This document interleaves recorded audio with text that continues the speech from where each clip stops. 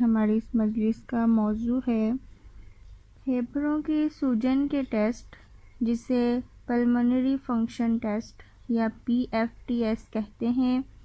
ये टेस्ट हमारे फेफड़ों के काम करने की सलाहियत की पैमाइश करते हैं।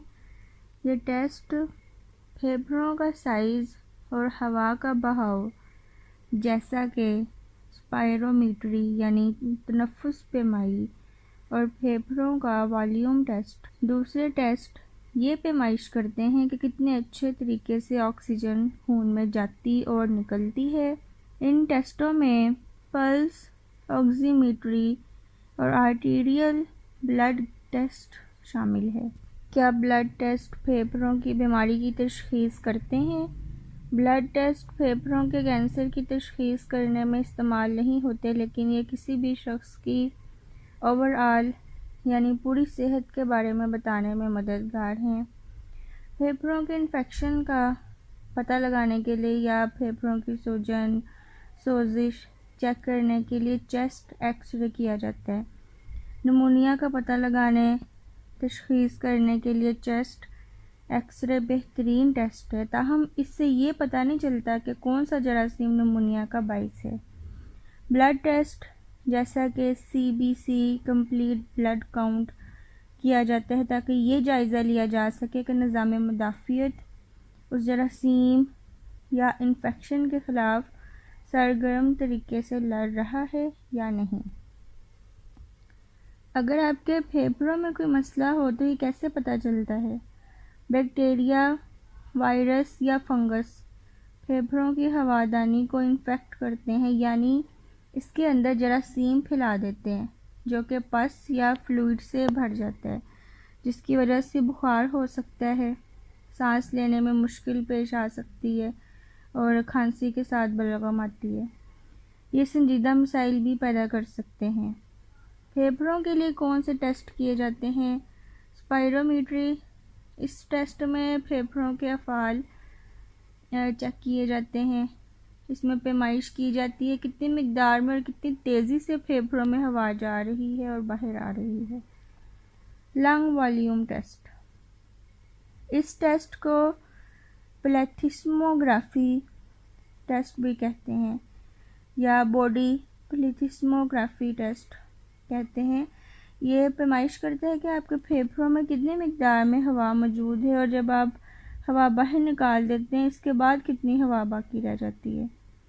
Gas diffusion test. इसमें यह पता चलता है कितनी ऑक्सीजन और दूसरी गैसें फेफड़ों से खून की नाली में गई हैं। Exercise stress test. इस टेस्ट में ये देखा जाता है कि किस तरह वर्जिश फेफड़ों पर असरअंदाज होती है।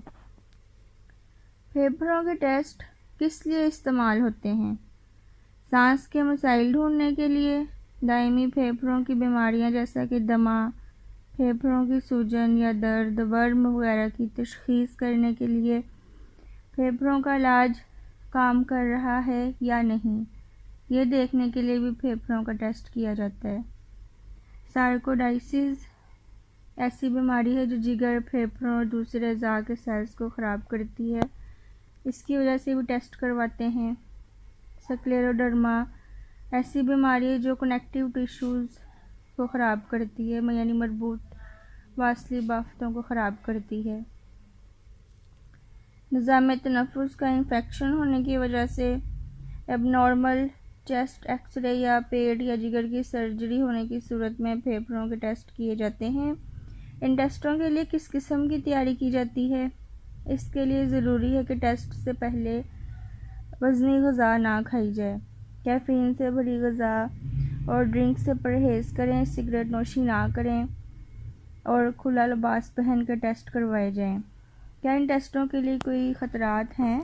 फेफड़ों के टेस्टों के दौरान बहुत मामूली सा ख़तरा होता है। कुछ लोग इस तरीक़ेकार के दौरान हल्का सा सर दर्द या सुस्ती या चक्कर महसूस कर सकते हैं। कुछ लोग लंग वॉल्यूम टेस्ट के दौरान बंद जगहों से खौफ महसूस करते हैं। अगर आपको कोई सवाल पूछना हो तो अपने हेल्थ केयर से ज़रूर बात करें।